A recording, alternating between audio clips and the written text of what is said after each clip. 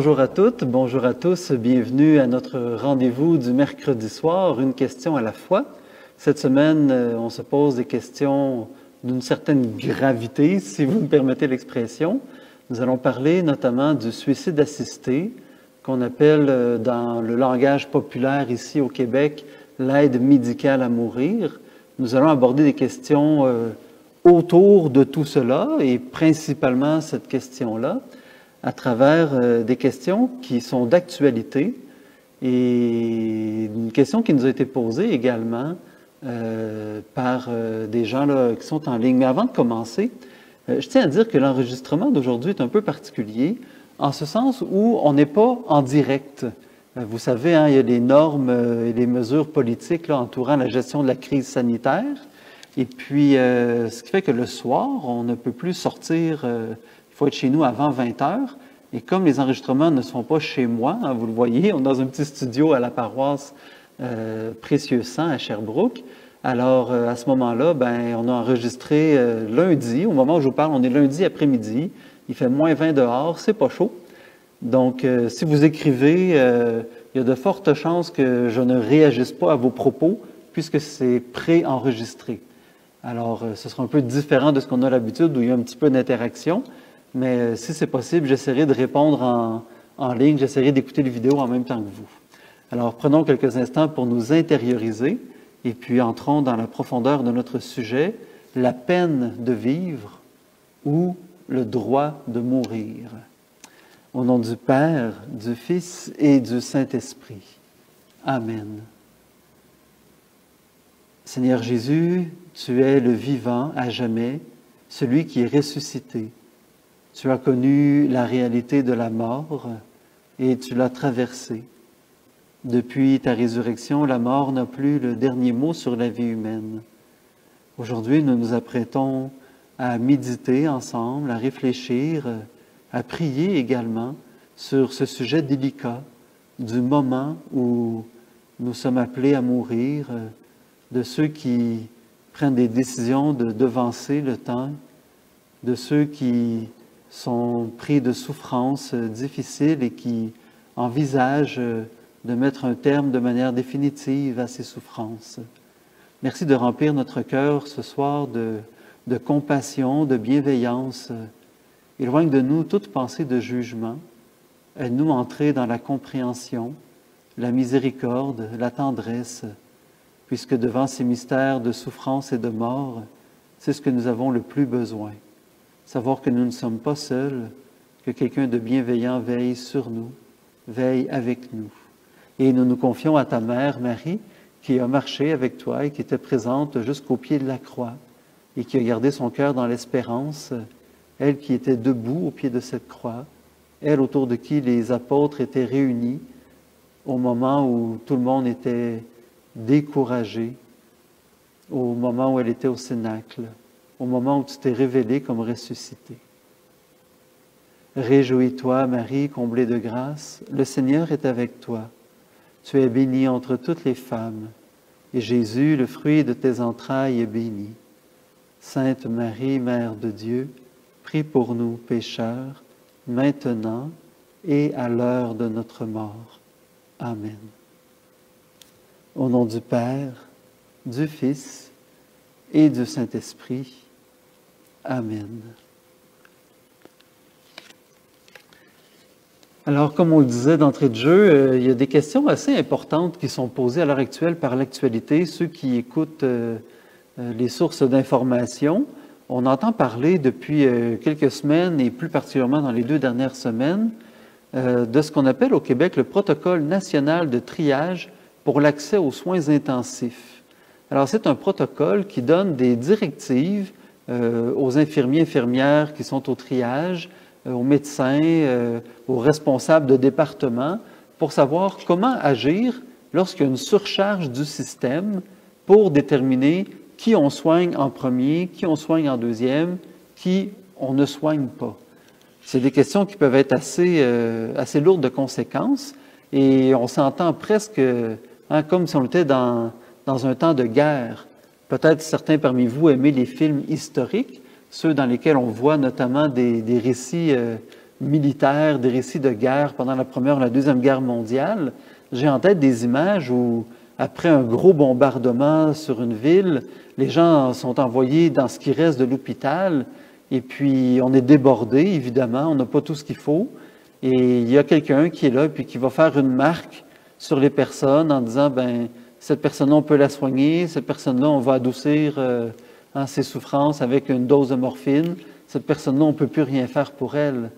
Et c'est dramatique, et ce qu'on entend, c'est qu'on s'approche d'une situation similaire à ça, avec la surcharge du système de santé.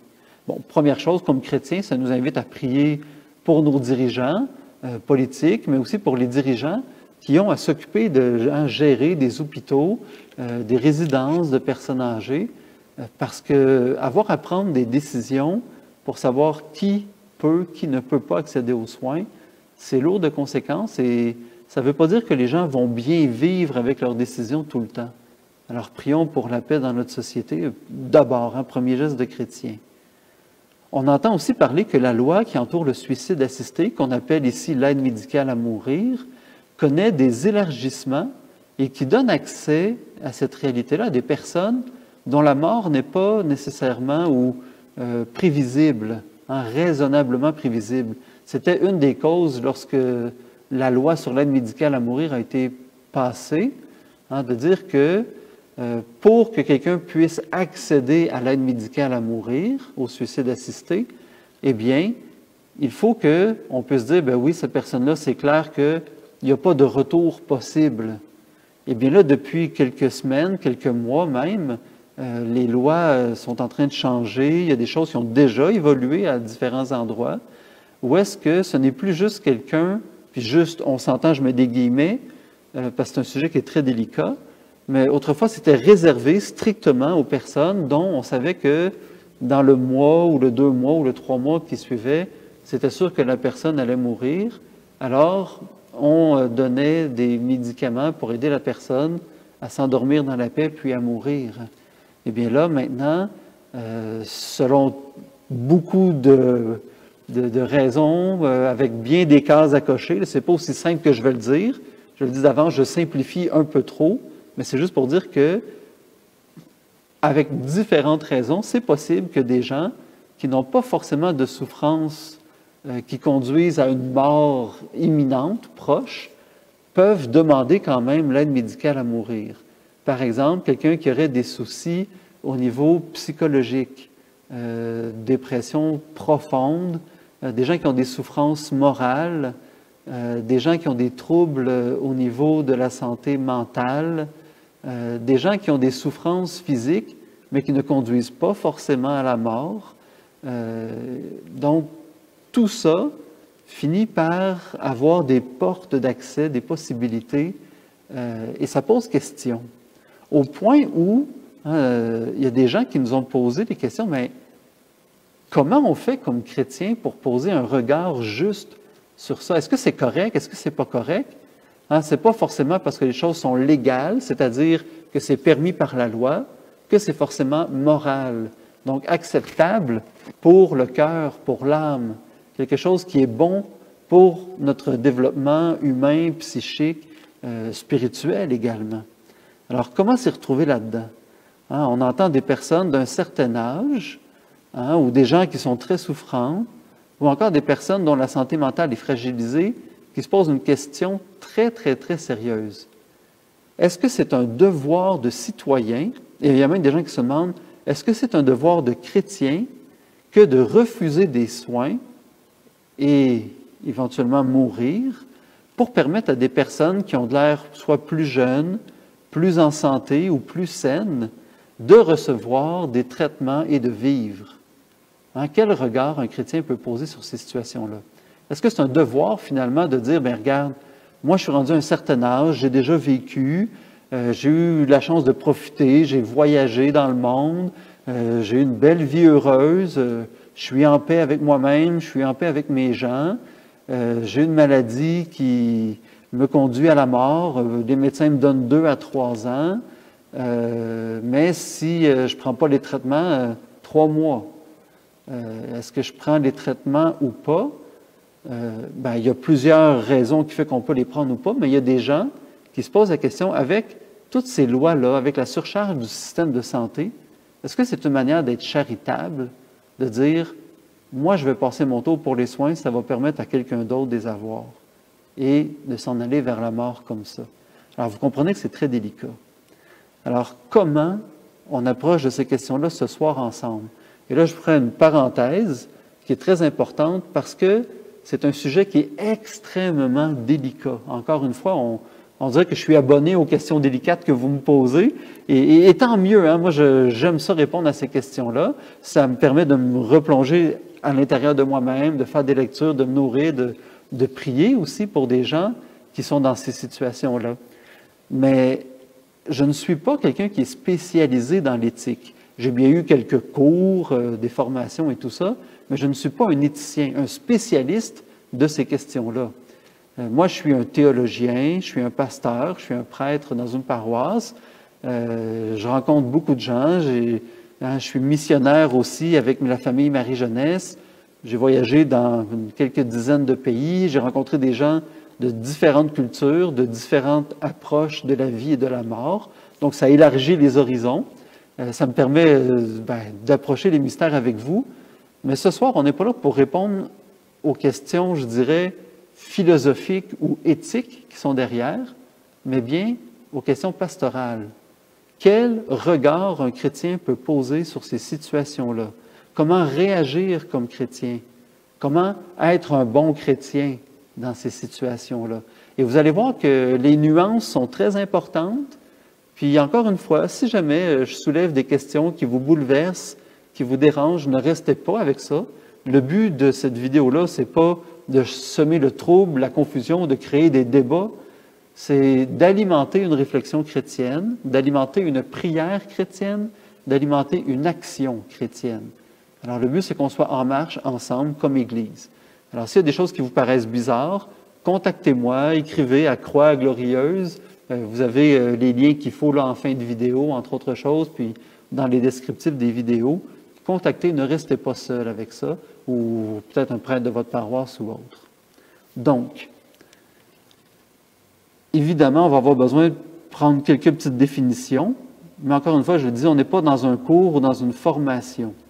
On est dans un temps de ressourcement, un temps de réflexion ensemble.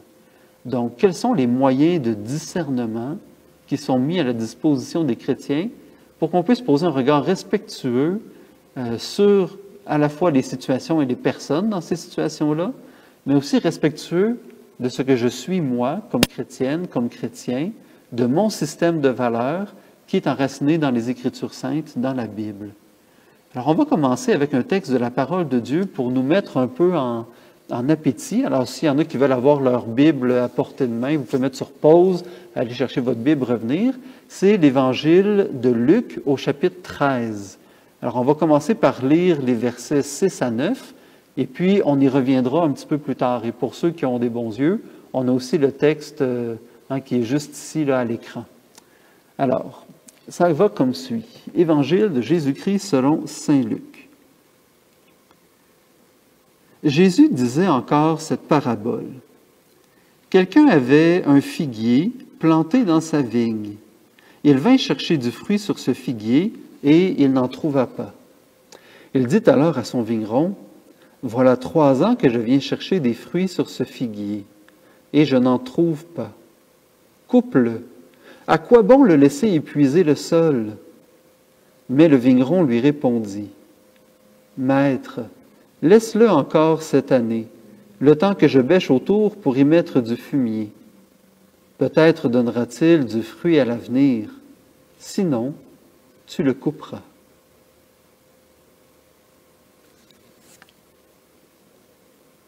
Alors, cette parabole sur le figuier, je trouve qu'elle était une belle manière d'entrer déjà dans un premier regard chrétien sur comment réagir devant ces situations-là, ces questionnements importants. On pourrait comparer d'une certaine manière ce figuier à la vie de quelqu'un qui est peut-être malade, souffrant, quelqu'un qui est dans une situation où on se pose la question, vie ou mort? Est-ce qu'on coupe ou on laisse le figuier là?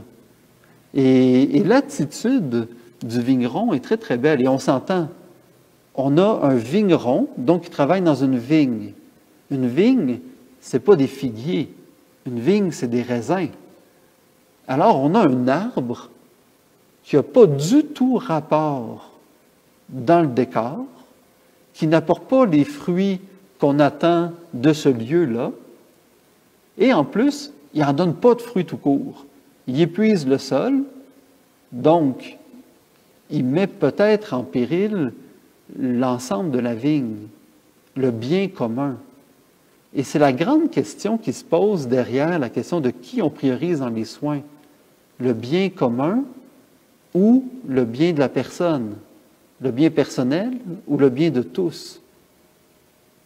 Déjà, comme chrétien, une chose qui est bonne à savoir, c'est que ce ne sont pas deux réalités qui s'opposent, mais qui se complètent lorsqu'on se situe dans une pensée, dans un agir chrétien.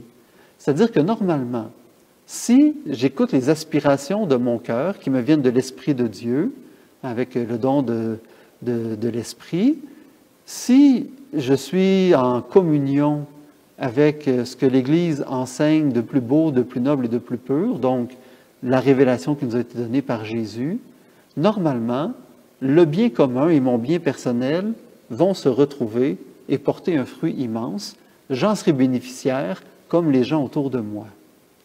Donc, pour avoir fait l'expérience de jardinage à quelques reprises dans ma vie, j'ai déjà vu des endroits, je pense par exemple en Polynésie française, sur la belle île de Tahiti, où j'ai habité pendant 3 ans. On avait plusieurs arbres dans le jardin, puis notamment on avait un citronnier qui donnait des petits citrons un petit peu secs, qui n'étaient pas bons du tout au goût. Mais on laissait le citronnier là parce que ces citrons mauvais-là faisaient fuir plusieurs types d'insectes. Et ce qui fait que les autres arbres fruitiers qui étaient autour, qui donnaient des bons fruits, étaient protégés par celui-là, nous, comme humains, on ne pouvait pas consommer son fruit. Alors, il avait une utilité, même si ce n'était pas l'utilité première d'un arbre fruitier habituellement.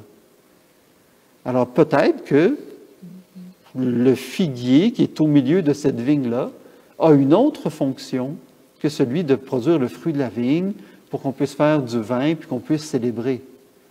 Peut-être qu'il est là simplement pour nourrir le vigneron, qu'il puisse avoir une bonne source d'énergie pour que lui puisse travailler puis être concentré lorsqu'il travaille à la vigne et la défendre.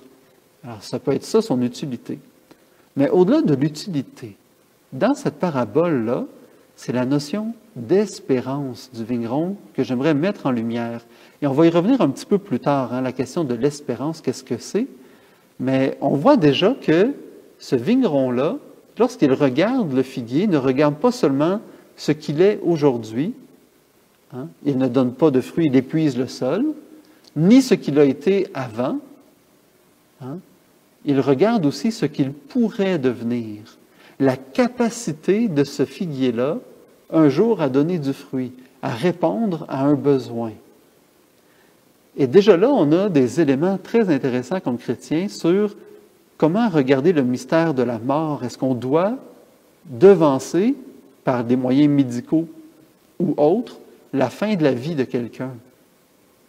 Eh bien, lorsqu'on regarde seulement le passé de quelqu'un, on peut avoir un jugement qui peut être parfois dur, ou, même s'il est optimiste, un jugement restreint.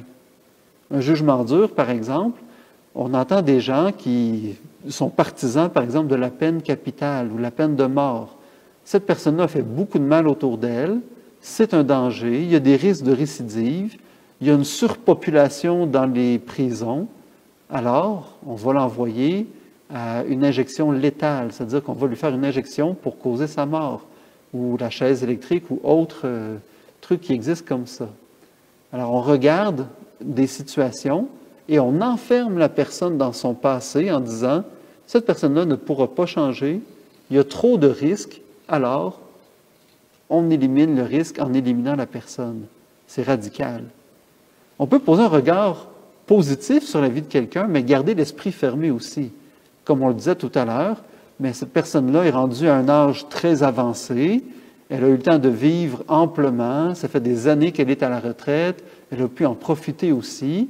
Aujourd'hui, elle a une maladie particulière où elle a besoin d'une opération parce que sinon, il y a des risques de complications ou de mort. Il y a quelqu'un d'autre qui pourrait en profiter, qui est plus jeune, qui pourrait apporter de l'argent à la société, qui pourrait apporter toutes sortes de choses. Elle a vécu, c'était beau, c'était extraordinaire, mais son temps est fini. Voyons, on regarde que le passé. Quand on regarde le présent comme chrétien, on peut voir ce qui est, rendre grâce, s'émerveiller, mais le danger, c'est que lorsqu'on tombe dans des situations de souffrance et qu'on reste à cette souffrance-là, on oublie tout le reste. Et ça, c'est pas une invention de ma part. Hein? Posez la question à n'importe quel psychologue ou même à n'importe quelle personne qui a déjà souffert un peu beaucoup dans sa vie, lorsqu'on est dans des périodes de souffrance, c'est beaucoup plus difficile de se rappeler, de faire mémoire de ce qui est beau dans notre vie, de ce qui va bien, des gens qui nous aiment. Une chose nous fait souffrir, c'est comme si ça vient obscurcir l'ensemble du tableau de notre vie. C'est beaucoup plus difficile de voir ce qui est positif, ce qui est bienfaisant, ce qui est agréable, lorsqu'on porte une douleur particulière, qu'elle soit physique, morale ou autre type de souffrance. Le regard sur l'avenir, il y a aussi des dangers, de se projeter à quelque part où on n'est pas, mais il y a aussi le regard qui est fait dans l'espérance, c'est-à-dire dans la conviction de la bonté de Dieu et que la vie que le Seigneur nous donne, peu importe la condition dans laquelle on est, qu'on soit jeune ou vieux, en forme ou malade, souffrant ou non, en tout cela, Dieu se révèle à moi dans son amour, Dieu se révèle par moi dans son amour, Dieu se révèle avec moi, par lui, avec lui, en lui, comme on dit à la messe. Dieu vient le dire à chaque instant de notre vie pour nous aussi. Par toi, avec toi, en toi, je veux donner mon amour au monde. Et l'amour ne dépend pas des circonstances. Il y a toute une série de capsules qu'on a fait il y a plusieurs mois sur l'amour. Vous pouvez retourner sur Croix Glorieuse, dans lequel on parlait des différents stades de l'amour, des différents degrés de l'amour. Je vous réfère à ça, je ne reviendrai pas là-dessus. Mais tout ça pour dire que l'espérance chrétienne qu'on voit chez ce vigneron qui dit, donne encore un an, je vais bêcher autour des racines. Bêcher autour des racines, ça veut dire qu'on va aérer la terre, parce que peut-être que la terre est stagnante, que la terre est acide, que la terre a de la misère à se renouveler, à se nourrir de minéraux, elle est peut-être trop compactée, ce qui fait que l'eau a de la misère à s'infiltrer puis à bien nourrir les racines. Puis quand on bêche la terre, habituellement, on mélange de l'engrais. Le temps que j'y mette du fumier, c'est ce qui est écrit dans l'Évangile. Et soyons honnêtes, du fumier, c'est pas ce qui sent le plus bon, là. Le fumier, c'est des excréments, c'est du caca. Alors, on est en train de dire, je vais mettre du caca autour des racines. Et je dis pas ça pour choquer les oreilles, parce que des fois, dans la vie, on entend des situations comme ça. Combien de fois j'ai entendu des gens dire, hey, je suis pris dans une situation, je me sens comme si j'étais dans la merde. Et ici, ça peut paraître vulgaire, l'expression en dit long. Ça sent pas bon, c'est quelque chose qui est rejeté par le corps, que ce soit le corps humain ou le corps animal. Donc, c'est des rejets de choses qui n'étaient pas porteurs de nutriments pour le corps. C'est nauséabond, c'est pas comestible, ça sert à pas grand-chose. Mais étonnamment, ça nourrit, ça enrichit, ça engraisse le sol et ça permet à des plantes de pousser et de pousser avec beaucoup, beaucoup de minéraux. Il y a quelque chose d'extraordinaire là-dedans. Ce qui n'est pas bon pour un organisme peut être bon pour un autre organisme. C'est vraiment surprenant. Les animaux, les humains, avec les plantes, il y a quelque chose d'extrêmement complémentaire. Il y a quelque chose du génie de Dieu, du génie de la vie qui veut se communiquer à travers ça. C'est vrai aussi pour ce qu'on rejette lorsqu'on respire. On inspire de l'oxygène et on expire du gaz carbonique. Et les plantes, elles, font l'inverse. Elles prennent le gaz carbonique et elles redonnent de l'oxygène. Alors, vous voyez, une complémentarité à travers tout ça. eh bien, l'espérance chrétienne du vigneron vient nous dire, des fois dans ma vie, je peux me sentir comme si j'avais les deux pieds dans la misère, les deux pieds dans le fumier. Ça sent pas bon, c'est pas agréable, mais pourtant, mes racines vont persévérer avec la persévérance, la confiance, avec le soutien, l'entraide des gens autour de moi, avec l'esprit d'amitié, de famille, avec la communauté chrétienne, lorsqu'on est solidaire dans la souffrance. Et je pense que la solidarité, on la voit très présente dans ces temps de pandémie mondiale. Eh bien, ça vient réveiller quelque chose de différent, peut-être de nouveau en nous. Alors, vous voyez que les souffrances, les difficultés, les épreuves peuvent parfois nous conduire à quelque chose de plus grand. Alors, le texte qu'on vient de lire est précédé de ce qu'on appelle l'affaire des Galiléens. Pilate avait fait massacrer des Galiléens, et puis il y a des gens qui étaient comme c'est parce qu'ils ont commis des péchés qui ont été tués comme ça. Ou encore l'épisode de la chute de la tour de Siloé, qui a tué 18 personnes. Et Jésus va poser la question aux gens, écoutez, lorsque la tour de Siloé est tombée, puis qu'elle a tué 18 personnes, est-ce que ces 18 personnes-là étaient plus pécheurs que d'autres? Ben non. Ils ne méritaient pas la mort. Ce n'est pas le péché, ce n'est pas le mal, ce n'est pas la condition de vie qui fait qu'on mérite ou non la mort. Il peut y avoir une mort intérieure, sans forcément conduire à la mort physique, à la mort du péché, par exemple, mais on est dans un autre cas de figure. Et c'est là où Jésus va arriver avec cette parabole sur le vigneron. Et puis ensuite, il va suivre ça d'une autre parabole qui est très importante et éclairante pour nous aujourd'hui. C'est la parabole de la libération, le jour du sabbat, d'une femme qui était possédée par un esprit qui la rendait infirme depuis 18 ans. Et Jésus, et le jour du sabbat, il va dire aux gens qui sont autour de lui, qui cherchent à le prendre à défaut, est-ce qu'il est permis, oui ou non, de faire le bien le jour du sabbat? Puis personne n'ose répondre. Puis Jésus va guérir cette femme-là. Et on va chercher à mettre à mort Jésus parce qu'il a fait du bien. Alors, on a cet épisode, est-ce que c'est le péché qui fait que les gens sont morts? Non. Là, s'il y a un arbre qui n'est pas mort, mais qui ne donne pas de fruits, qu'est-ce qu'on fait avec? On le coupe? Non. Donnons du temps pour voir, laissons l'œuvre de Dieu s'accomplir dans le temps. OK, bon, mettons que c'est pas le péché, c'est pas des gens qui sont méchants, mettons que c'est pas juste la stérilité.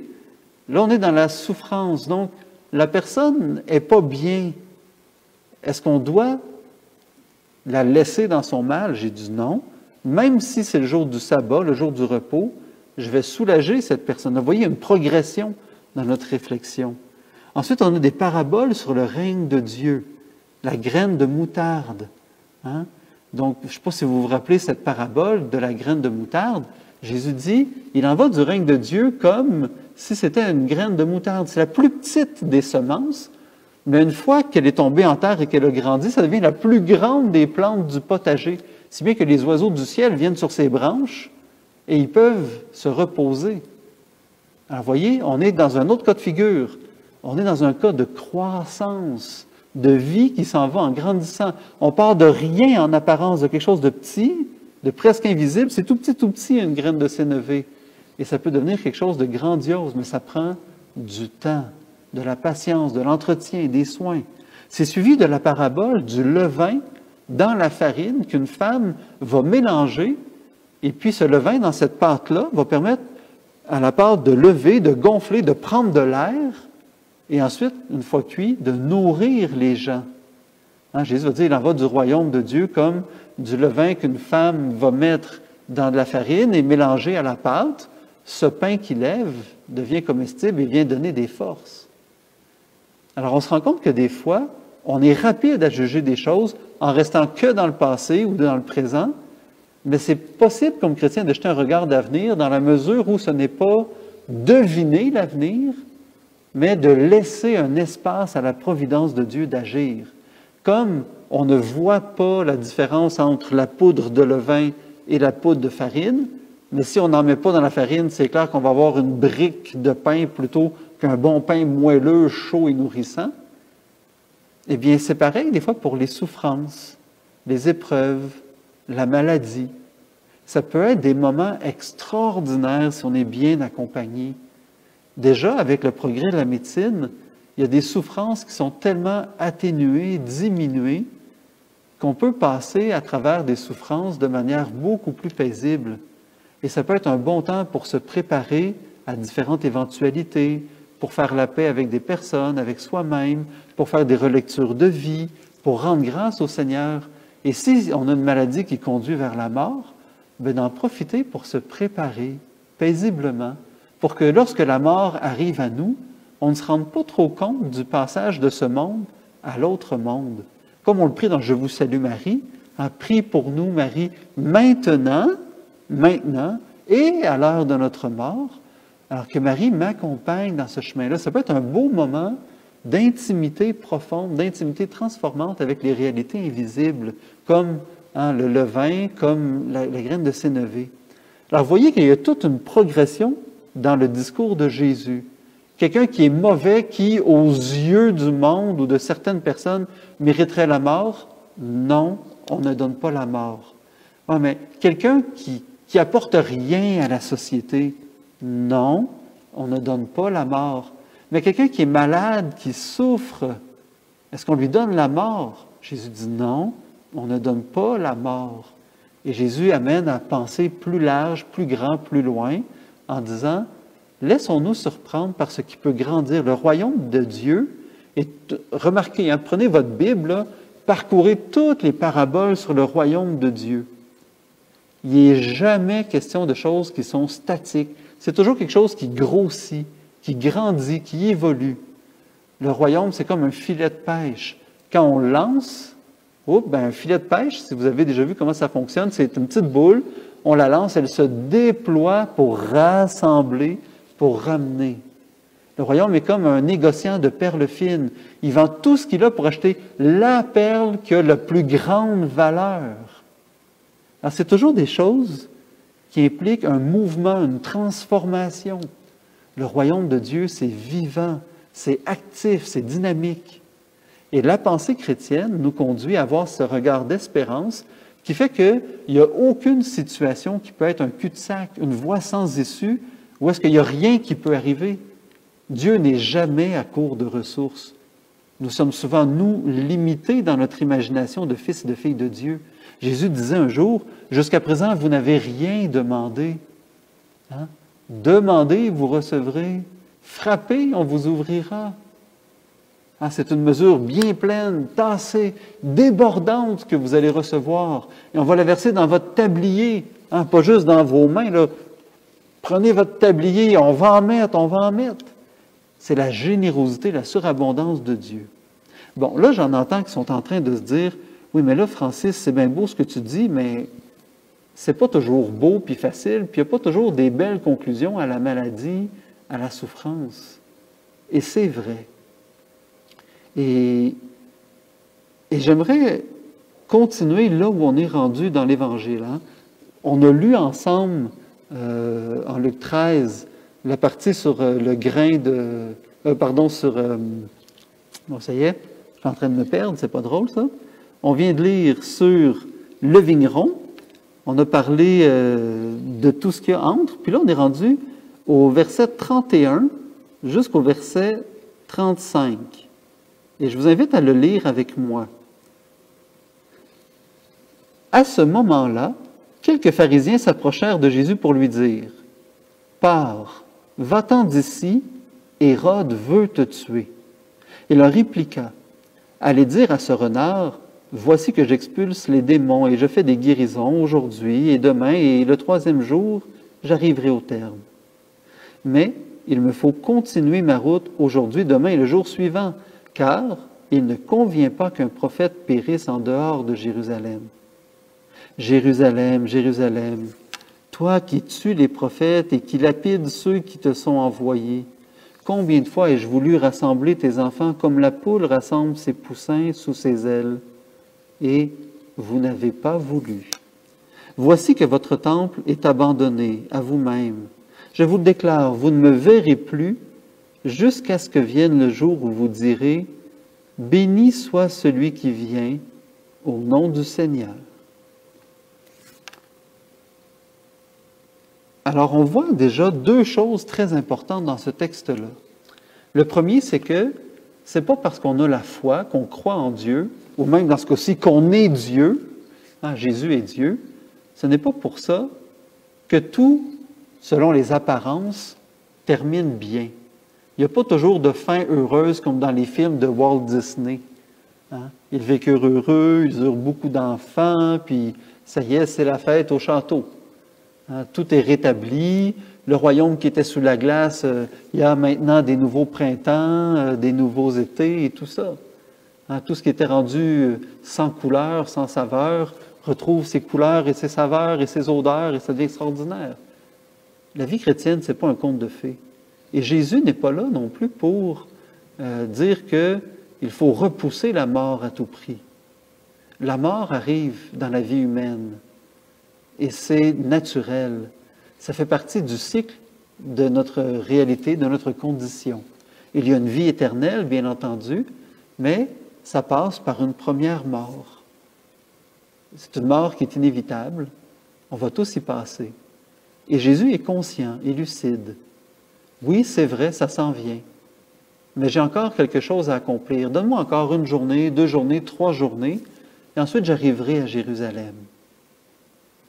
Est-ce que Jésus est en train de dire qu'il va se suicider? On vient lui dire, sauve-toi, sauve-toi, Hérode veut te tuer. Et Jésus lui dit, je m'en vais à Jérusalem. Pas tout de suite, mais j'y vais. Est-ce que ça veut dire que Jésus veut s'enlever la vie? Il est tellement découragé de nous qu'il dit, bon, je pense que je vais aller là-bas, je vais me faire tuer, ça va être fini, plus de problème, plus de tracas. Ça n'a aucun sens, on le sait très bien. Jésus n'est pas dans une dynamique de suicide, parce qu'il ne s'enlève pas la vie, il ne choisit pas quelque chose pour qu'on lui ôte la vie. Jésus a un regard d'espérance.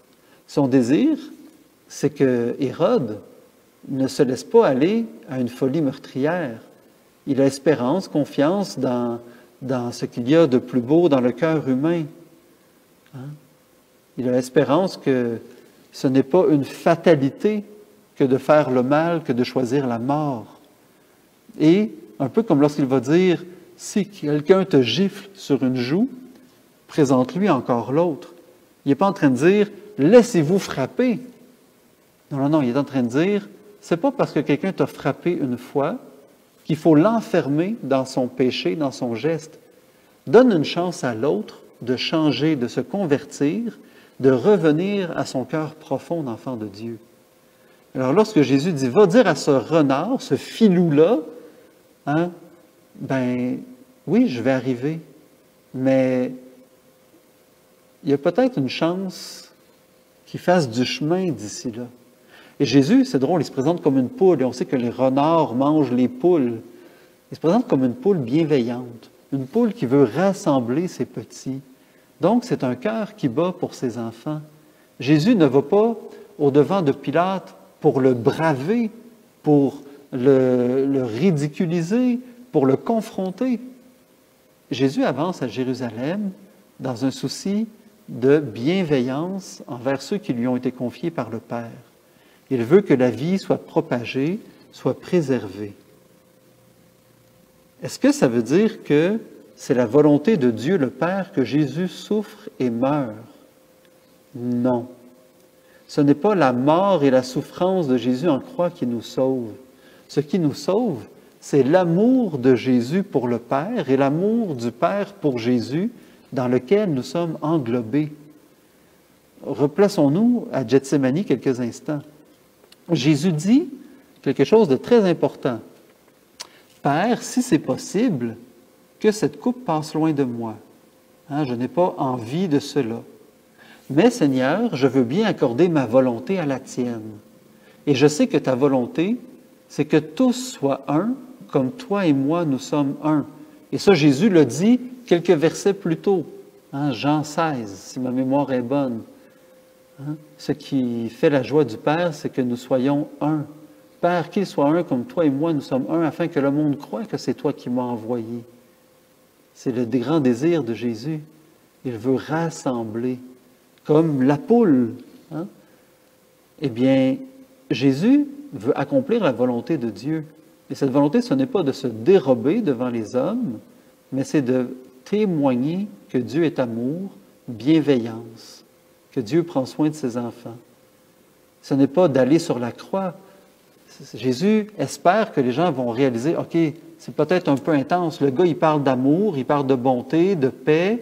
OK, ça vient contrecarrer nos plans des fois un petit peu, mais de là à le tuer, pas sûr. Alors Jésus a quand même cette espérance chrétienne-là. Donc, c'est la vie de Jésus qui nous sauve. Notamment, la croix en fait partie, ses souffrances, mais pas que. Ces moments d'amitié avec les apôtres, les moments où il est assis sur le bord du puits, qui puisent de l'eau, qui font des blagues ensemble, les moments où ils sont en route et puis qui sont émerveillés devant les décors, les paysages, les moments où Jésus est à table avec des gens et qui parle de la pluie et du beau temps, mais qui parle aussi du cœur de chacun. Tous ces moments-là font partie de ce qui nous sauve. C'est par toute sa vie que le Christ est sauveur. Ça se manifeste d'une manière peut-être plus impressionnante au moment de la croix, mais ce n'est pas que là que ça se passe. De même que Marie, c'est par toute sa vie aux côtés du Christ, et pas seulement au pied de la croix, qu'elle participe au salut de l'humanité. Et de même, pour nous, ce n'est pas seulement dans la souffrance que nous participons, mais la souffrance est un des lieux où on peut participer à l'amour de Dieu, où on peut témoigner de l'amour de Dieu aux autres. Je le rappelle encore, l'essentiel, c'est Dieu qui veut se communiquer par moi, avec moi, en moi. Il le fait dans mon histoire, il le fait présentement, bien malgré moi, et mon espérance est qu'il va continuer à le faire dans les jours et les semaines et les mois et les années de vie qui me restent si Dieu me donne vie. Donc, Jésus vient soulager la souffrance. Il vient la traverser avec nous. Il vient lui donner sens. Ce n'est donc pas les faits, les choses qu'il fait qui sont importantes, mais la manière de vivre de Jésus dans ces choses-là, d'être en communion avec le Père, d'être en vérité avec lui-même, avec ce qui l'anime au plus profond de lui-même. Et c'est ça qu'il nous enseigne. Il ne nous enseigne pas à marcher en sandales comme il a marché en sandales. Il ne nous enseigne pas à manger du pain sans levain comme il a mangé du pain sans levain. Il nous enseigne, lorsqu'il marche, lorsqu'il mange, ou sur la croix lorsqu'il souffre, à garder son regard tourné vers Dieu, dans la confiance que le Père sait toujours comment faire pour que le fruit soit abondant, généreux, que l'amour puisse se communiquer au-delà des souffrances, au-delà des situations, au-delà des circonstances. C'est un amour qui ne connaît pas de limites, qui ne connaît pas de conditions, qui ne connaît pas de durée. Un amour éternel, inconditionnel. C'est un amour qu'on ne peut pas mesurer. Voilà. C'est donc que dans la souffrance, c'est encore possible d'être un beau témoin de l'amour de Dieu, ne serait-ce que d'avoir l'humilité de reconnaître sa situation, d'avoir l'humilité de permettre à des gens qui ont des talents, des dons, de pouvoir les mettre au service d'un bien-être, d'une pacification, d'un réconfort. J'aimerais faire un témoignage personnel à ce moment-ci, assez court. Moi, je suis un enfant qui, normalement, selon certains médecins, aurait dû être avorté. Ma mère a connu des grossesses difficiles. Alors, vous avez une petite photo de ma mère et moi quand j'étais enfant. Alors, vous voyez cette petite bête d'enfant-là qui boit son petit jus, là. On n'aurait pas eu cette photo-là, puis je ne serais pas avec vous aujourd'hui parce que au moment où maman était enceinte de moi, il y a eu des grosses complications. Il y avait eu des complications pour mon frère, et d'ailleurs, elle n'a pas pu mener la grossesse à terme. Et les médecins, à un moment donné, lui ont simplement dit, Madame Gadouri, c'est peut-être à envisager qu'on extrait de votre utérus l'enfant qui est là, parce qu'il y a des chances qu'il n'y ait pas toute sa tête, il y a des chances qu'il soit malade, il y a des chances qu'il ne soit pas fonctionnel. Et maman a quand même décidé de donner la vie au risque de sa santé personnelle. C'était un risque qu'elle a pris. Et je suis quand même dans une bonne condition. Je pense que je fais quand même un peu de bien autour de moi. Et je suis reconnaissant envers ma mère. Mais selon des médecins, des gens intelligents, des gens qui ont des diplômes, les risques étaient suffisamment importants pour qu'on envisage de mettre terme à cette vie-là. Hein? Puis j'ai eu la chance d'avoir un papa, un grand-papa, qui ont veillé sur moi aussi et qui ont été des exemples. Hein. Sur la photo que vous voyez là, je suis encore tout petit, hein, avec mon père et mon grand-père. Et mon grand-père qui est là a vécu jusqu'à 95 ans. Il a été en forme toute sa vie. Il n'a jamais connu vraiment la souffrance ou la maladie. Un homme qui priait son chapelet tous les jours et qui a été un exemple extraordinaire pour moi et qui me donne une espérance, une envie de persévérer dans la vie parce qu'il n'a pas eu facile. Avec ma grand-mère, ils ont élevé 15 enfants et à une période où ce grand-père-là, il a connu la Première Guerre mondiale, il est né à la fin de la Première Guerre mondiale. Il a connu la grippe espagnole, il a perdu la moitié de sa famille pendant cette grippe-là. Il a connu le crash de 29, la guerre de 39-45. Il a connu les grosses périodes de récession économique. Il a connu les périodes de contraintes. Il a dû travailler d'arrache-pied pendant une bonne partie de sa vie. Alors, vous voyez, il en a vu des affaires, des souffrances. Il est resté fidèle. Il a continué d'aimer à la mesure de ce qu'il était capable d'aimer. Pour vous faire rire, je vous montre une autre petite photo qu'on a retrouvée dans les archives de ma grand-mère. Ça, c'est moi, j'ai à peu près 2 ans et demi, je suis assis aux toilettes, puis j'imite mon grand-père, justement, qu'on vient de voir sur la photo. Quand il allait aux toilettes, il semblait qu'il lisait toujours quelque chose, puis c'était toujours bien, bien long. Puis il semblait que j'aimais ça l'imiter. Et là, c'est rigolo, parce que je suis en train de lire, imaginez-vous donc, l'Osservatore Romano. Ça, c'est le journal officiel du Vatican. Alors, peut-être que j'étais en train de me préparer à devenir prêtre. Alors ça, c'était pour la petite anecdote. Tout ça pour dire que j'étais un enfant qui aurait dû être avorté selon certaines personnes. Ma mère, dans sa foi, dans son espérance, et mon père aussi, ont choisi de croire que ça pouvait être beau ce qui s'en vient, et que si j'étais malade, si j'avais un handicap, qu'il soit physique, intellectuel, psychique, ils allaient prendre soin de moi à la mesure de leur capacité. Et aujourd'hui, je suis là. Évidemment, tous les témoignages ne terminent pas bien comme ça. Je repense à Éric, le frère de Geneviève. C'est un jeune homme qui avait un handicap intellectuel qualifié de lourd. Hein? Il avait un âge intellectuel très limité, un enfant de peut-être 3, 4 ans, 5 ans tout au plus. Mais c'était un adulte physiquement. Hein? Il a vécu jusqu'à pas loin de la trentaine. Et il avait besoin de soins constants. C'était comme un bébé dans un corps d'adulte.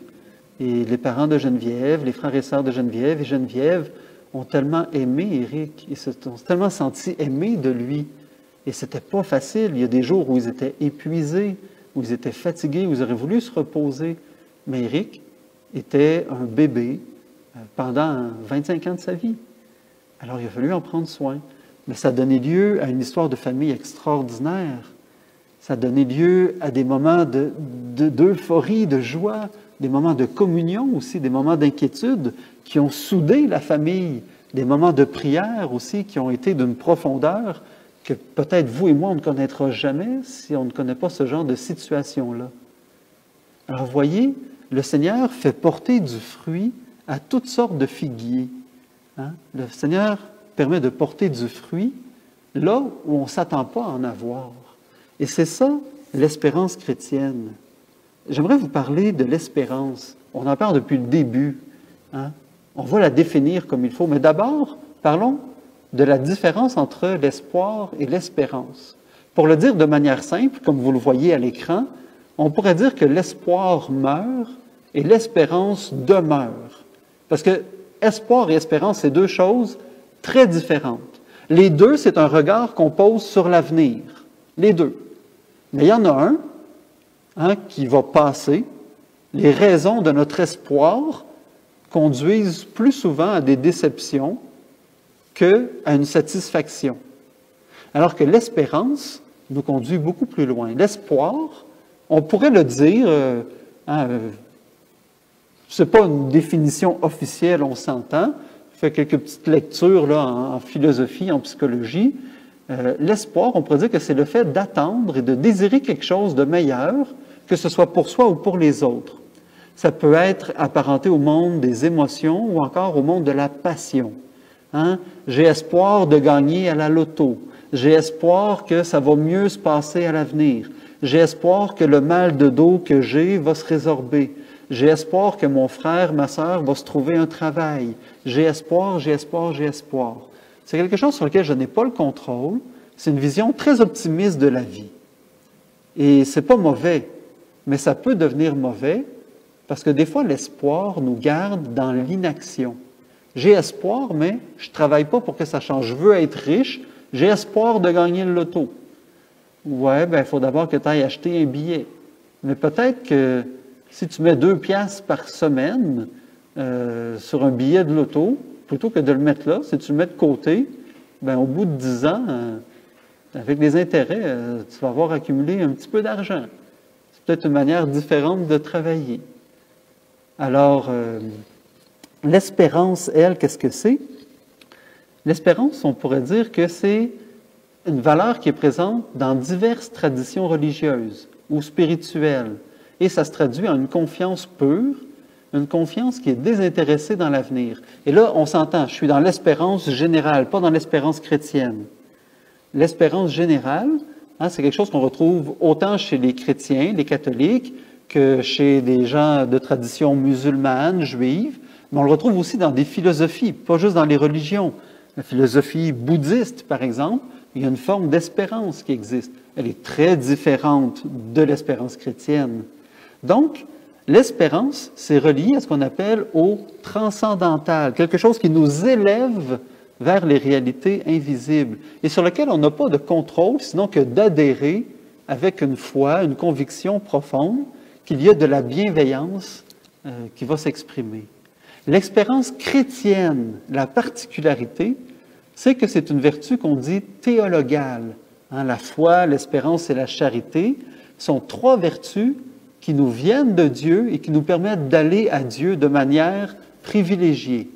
Donc l'espérance, c'est la vertu qui nous dit Dieu et qui nous conduit à Dieu, par laquelle le chrétien adhère à Dieu et Dieu comme la fin suprême de l'homme. C'est-à-dire que j'ai été créé par Dieu et pour Dieu, je suis sorti de Dieu et je retourne vers Dieu, comme on le voit au début du chapitre 13 de l'Évangile de Jean.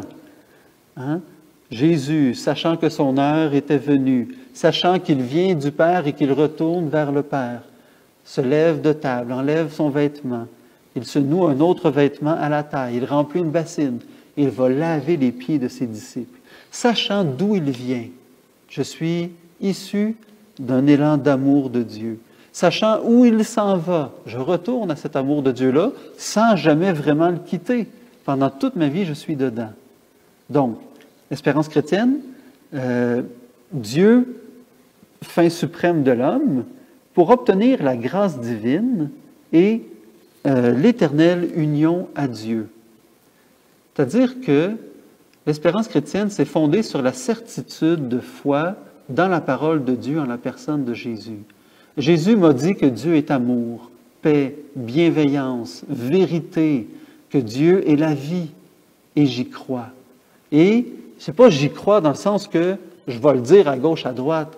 J'y crois au point où j'assume par tout mon être, par toute ma manière d'être, ma manière de voir, de penser, d'agir, que Dieu est bon, Dieu est aimable, que Dieu m'a créé fondamentalement bon, qu'il a créé toute personne fondamentalement bonne, que la création est fondamentalement bonne. Oui, le péché peut intervenir à travers tout ça. Oui, le péché peut venir entacher la vision de beauté de Dieu, de beauté de sa création, de la beauté que je suis. Mais fondamentalement, tout est bon et voulu de Dieu. À travers tout cela, ce qu'on découvre, c'est que l'espérance chrétienne nous permet d'entrer dans un rapport différent au monde. Et lorsqu'il est question d'aide médicale à mourir, suicide assisté, lorsqu'il est question de soulager la souffrance, de mettre fin à la vie de quelqu'un de manière choisie, délibérée, eh bien, c'est un manque d'espérance. C'est un manque de conviction chrétienne. Et je ne suis pas en train de lancer la pierre, de lapider. On s'entend qu'il y a des souffrances qui peuvent mettre un voile devant les yeux, et je parle des yeux du cœur, qui fait qu'on n'arrive plus à espérer, qu'on est dans la désespérance. Et je ne peux pas dire qu'on choisit le suicide véritablement. C'est fort probablement plus un état dans lequel on finit par être plongé, où est-ce qu'on n'arrive plus à poser un regard d'espérance ni sur l'avenir, ni sur le présent, et qui fait qu'on en vient à ne voir qu'une seule issue. On est beaucoup plus victime de la désespérance. Ce n'est pas un choix qu'on fait. Et c'est pour ça que c'est important comme chrétienne, comme chrétien, d'être des sommeurs d'espérance, des témoins d'espérance. C'est pour ça que c'est important le témoignage chrétien, de dire à temps et à contre-temps comment la vie est belle, est bonne, comment à travers ce qu'on vit de beau et de moins beau en apparence, Dieu vient se manifester. J'ai eu un accident de voiture le 24 décembre en me rendant à la messe de minuit. On s'entend que ce n'est pas agréable. J'ai eu des blessures mineures, internes, rien extérieur. Ma main est avec moi, c'est un petit peu plus compliqué, mais elle s'en sort quand même bien. Mais ce n'est pas l'idéal. Dans les scans qu'ils ont faits, ils ont découvert différents soucis de santé chez ma mère qu'ils n'auraient jamais vus s'il n'y avait pas eu cet accident-là, parce qu'il n'y avait pas de douleur ou de souffrance, et qui permettent de traiter certaines réalités et qui auraient pu mettre fin à ces jours. Et là, je ne suis pas en train de dire que Dieu a permis qu'il y ait un accident pour que maman soit diagnostiquée. Dieu n'utilise pas ces moyens-là. Dieu n'envoie pas des choses comme ça. Mais lorsque des choses comme ça arrivent, Dieu peut en profiter pour dire, tiens, je vais ajouter une lumière dans ce médecin-là pour lui demander tel test plutôt que tel autre test. Je vais l'inspirer, je vais lui suggérer. Libre à lui d'être attentif ou non à cette suggestion-là. Et moi, j'ai été très bien entouré. Il y a eu beaucoup de solidarité. Il y a beaucoup de gens qui m'ont offert de venir porter des repas chez moi. Puis c'est difficile. Moi, je suis aidant naturel de ma mère. Elle a des difficultés de motricité. Alors là, moi, étant moi-même affecté par la maladie, la blessure, il y a des gens qui ont apporté des repas. Il y a des relations d'amitié qui se sont renforcées. Alors, vous voyez, à travers différentes situations comme ça, il y a quelque chose de beau qui peut sortir si mon cœur est disposé à cela. L'espérance, c'est une manière de vivre, c'est une décision de croire que les paroles de Jésus sont vraies et qu'elles peuvent et qu'elles veulent s'accomplir par moi, avec moi et en moi. L'espérance, c'est une confiance pure. Au-delà de ça, vivre et mourir, est-ce que c'est une question de droit et de devoir? On arrive à la fin de notre temps ensemble. C'est une question qui se pose de plus en plus. On le dit d'entrée de jeu, et c'est lié notamment à des questions culturelles. Il y a des questions qui se posent ici, qui ne se posent pas dans d'autres pays du monde. On est dans une culture qui est particulièrement axée sur la performance et sur le résultat. Je produis une action. S'il y a une manière de le faire puis que ça coûte moins cher, je vais le faire. C'est mieux pour l'économie. Pas toujours. Des fois, ça vaut la peine de garder quelque chose d'artisanal, d'employer plus de monde, que ça coûte un petit peu plus cher, mais ça tisse un tissu social beaucoup plus solide, des fois, que de faire affaire à des appareils électroniques et tout ça, mais qu'au final, le taux de chômage augmente. Il y a une réflexion à avoir des fois à ce niveau-là. Mais c'est vrai aussi dans nos relations entre nous. Et c'est vrai dans le rapport à la mort. On voit ça de plus en plus dans les films. Moi, j'ai remarqué ça dans quelques films que j'ai vus récemment. J'aime beaucoup les films de science-fiction, les films fantastiques aussi. Et de plus en plus, je vois des questions de, si moi, j'accepte de mourir avec mes organes, il y a 6, 7, 8 autres personnes qui vont pouvoir continuer à vivre. Donc, je vais me sacrifier. On fait de moi un martyr pour que d'autres aient la vie. C'est pas tout à fait comme ça que ça fonctionne dans le plan de Dieu. On le voyait dans l'extrait d'Évangile qu'on a lu tout à l'heure. Si Jésus monte à Jérusalem, ce n'est pas pour choisir la mort, c'est pour travailler à la vie. D'autres personnes ont fait des choix qui ne sont pas des choix chrétiens et qui ont conduit à imposer la mort à Jésus. Jésus n'a pas choisi la mort, il a accepté la mort, mais il ne l'a pas choisi. C'est très différent la nuance. Alors, comme chrétien, est-ce que c'est mon devoir de refuser des soins pour permettre à quelqu'un d'autre, de plus jeune ou de plus sain, de vivre encore plus longtemps? Non, ce n'est pas un devoir. C'est possible de faire ce choix-là pour toutes sortes de raisons et que ça respecte l'idéal chrétien. Mais il n'y aura jamais, jamais, jamais chez les chrétiens un devoir de mourir. Ce n'est pas un devoir.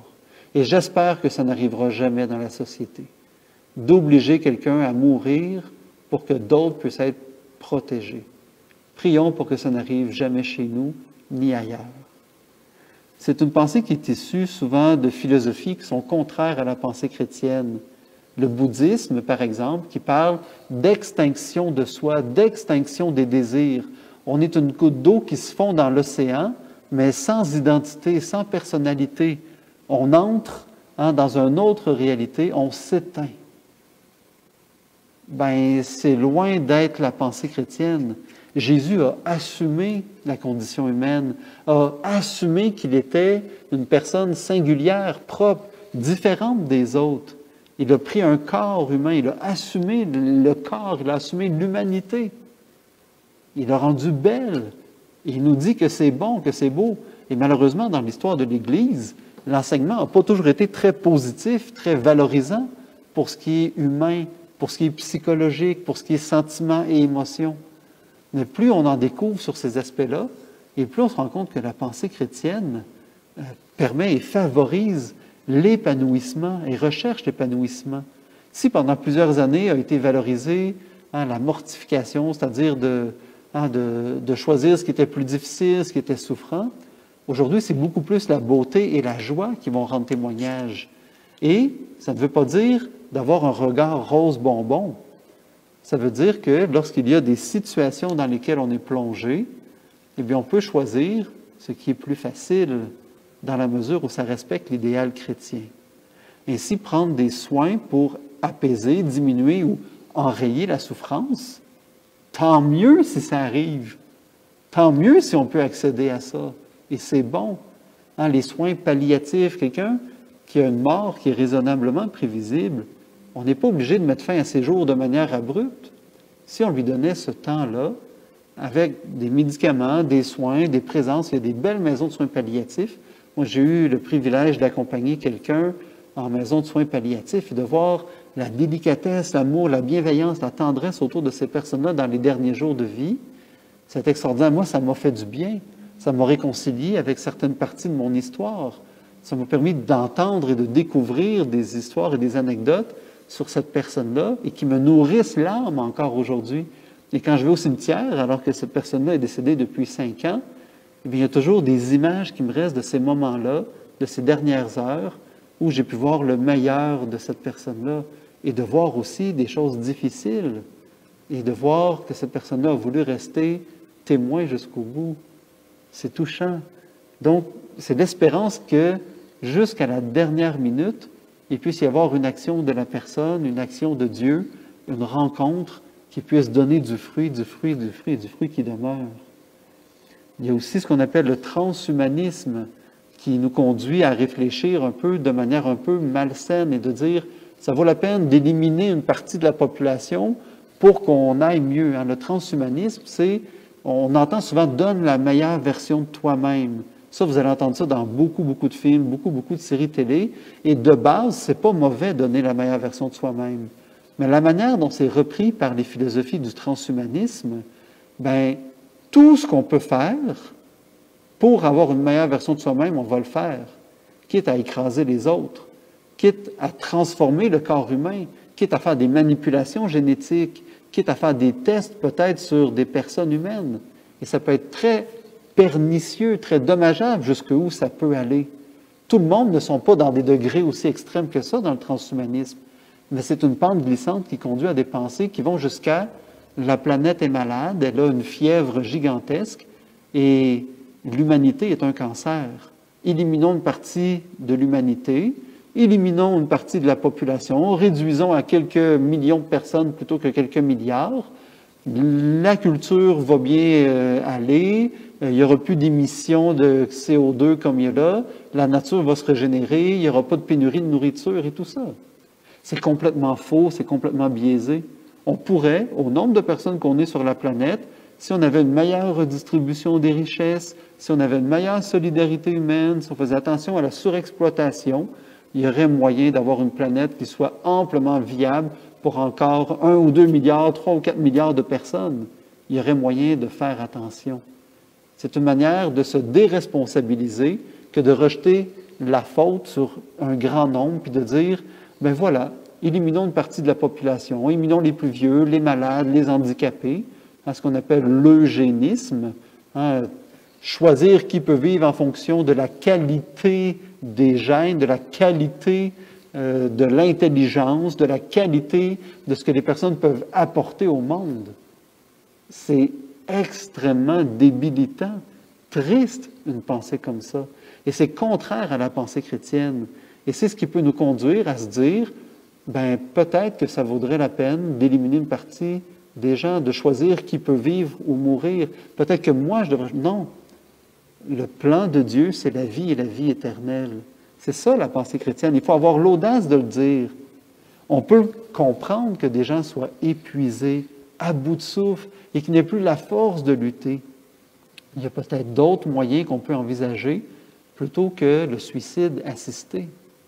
On est cette semaine dans la semaine nationale de prévention du suicide. C'est une belle manière, comme chrétiens, d'alimenter notre prière, mais aussi notre action.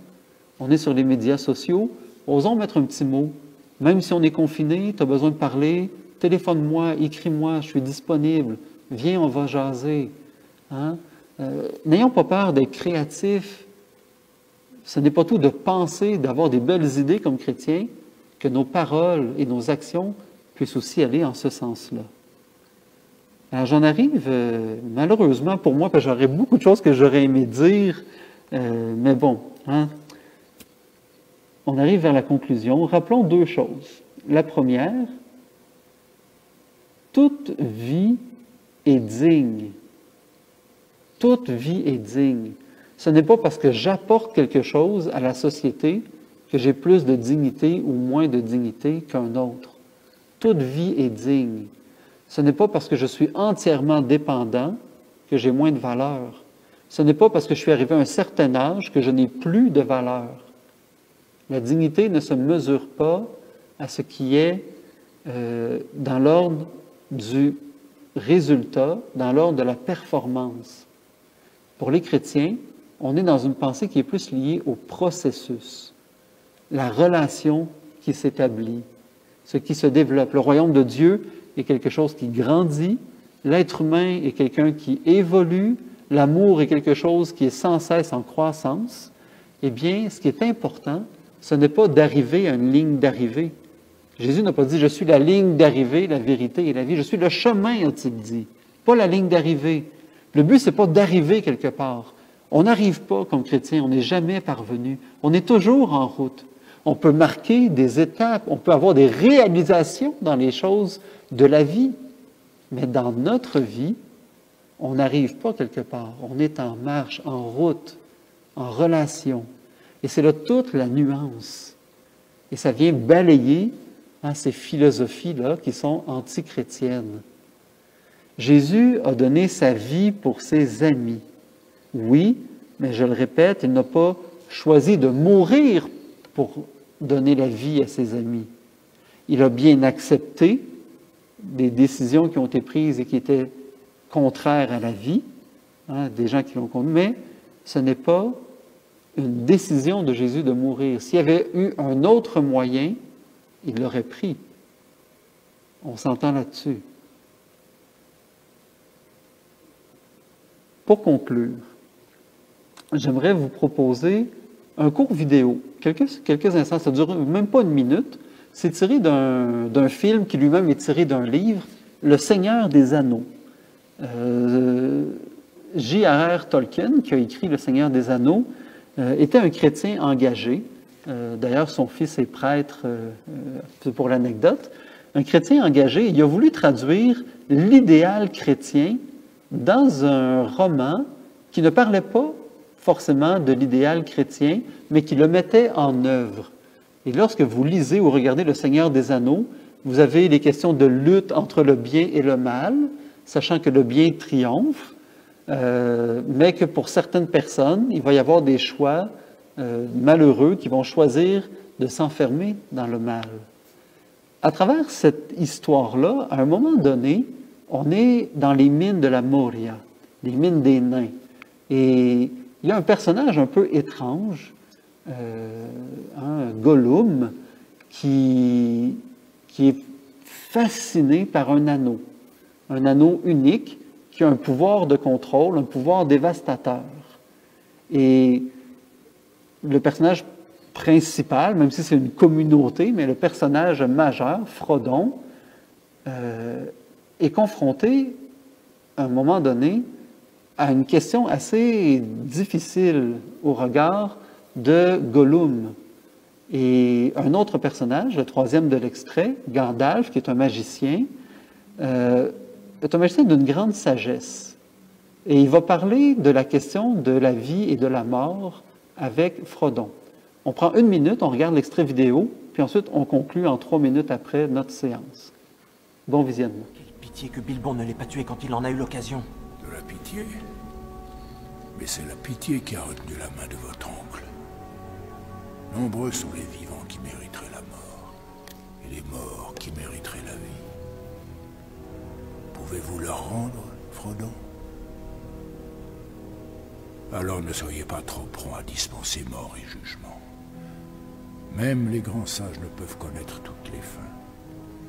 Mon cœur me dit que Gollum a encore un rôle à jouer, en bien ou en mal, avant que cette histoire ne se termine. De la pitié de Bilbon peut dépendre le sort de beaucoup.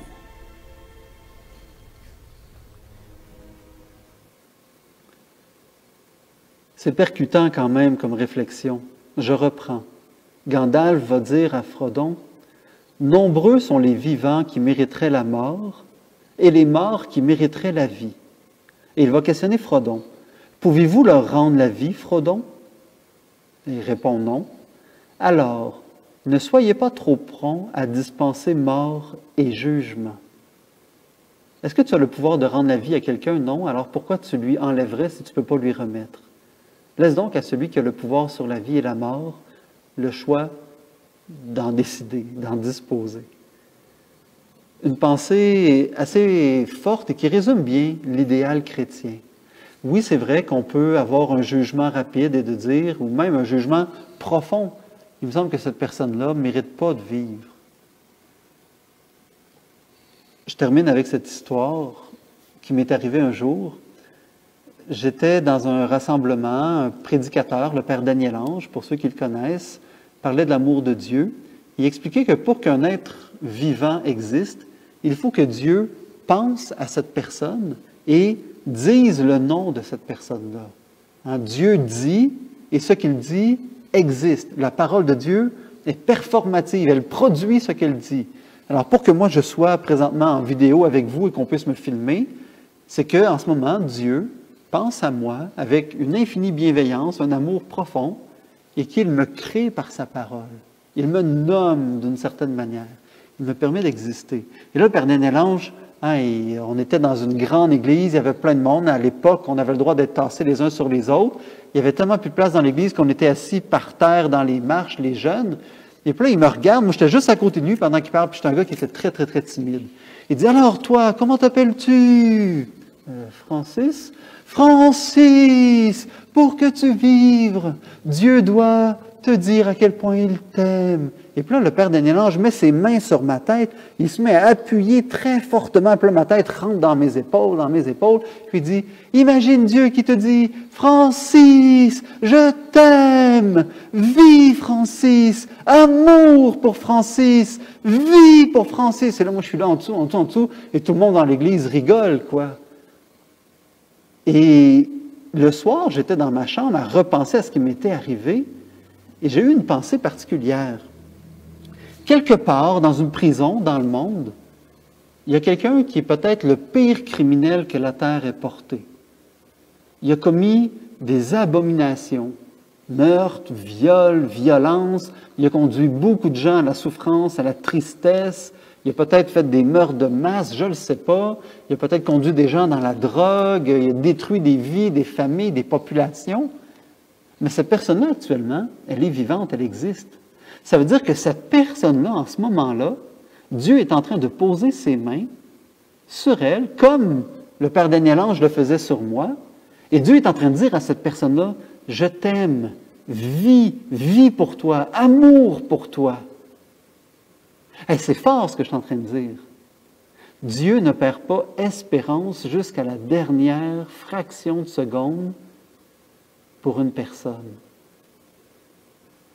Que tu sois la pire personne dans tes yeux, que la personne devant toi soit la pire personne qui puisse exister, elle a encore une valeur et une dignité aux yeux de Dieu.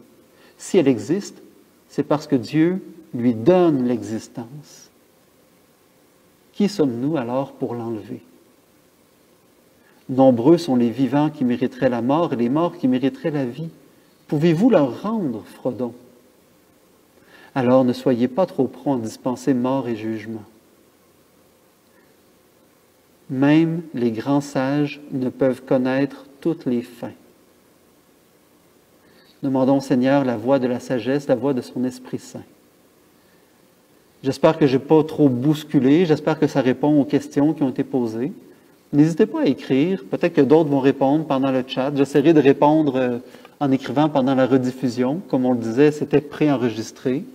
S'il y a des gens qui sont bouleversés, s'il y a des choses qui remontent et que vous avez envie d'en parler, parlez-en. Ne restez pas seul. Si vous souffrez physiquement, moralement, spirituellement, ne restez pas seul.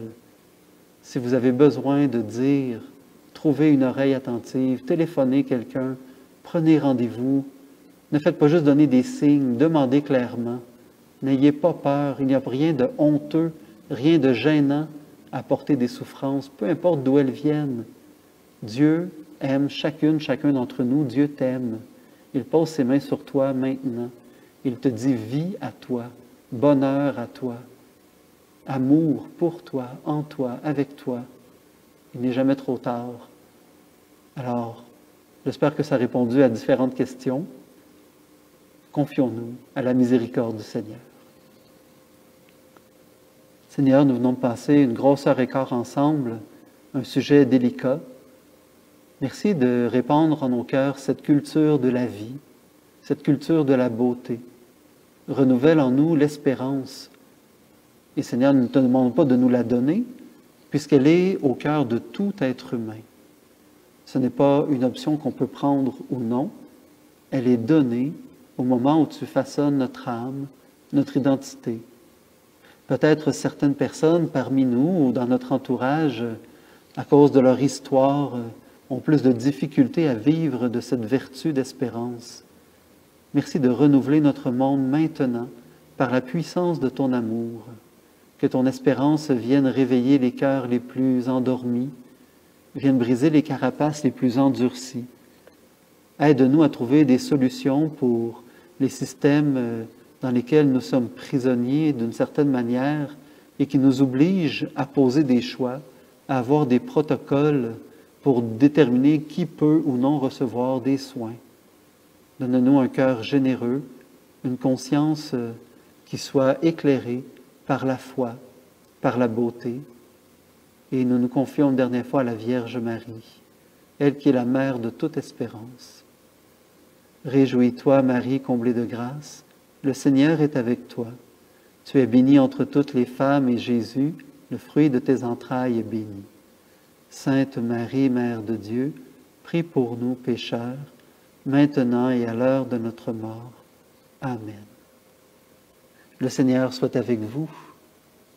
Que Dieu Tout-Puissant vous bénisse, vous et les personnes qui vous ont chères, lui qui est Père, Fils et Saint-Esprit. Amen. Demeurons ensemble dans la paix du Christ.